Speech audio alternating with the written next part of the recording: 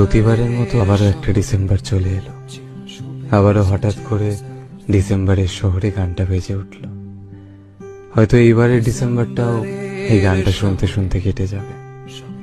কুয়াশায় ঢাকা এই শহরে হয়তো আবারও একটা ভালোবাসার বিচ্ছেদ হবে। তবে শিশিরের ছোঁয়ায় যখন আবারও গোটা শহরটা ভিজে যাবে, তখন বোঝা যায় হাজারো অভিমানগুলোকে দূরে রেখে শহরটা কিন্তু আজও তোমার ফেরার অপেক্ষায়।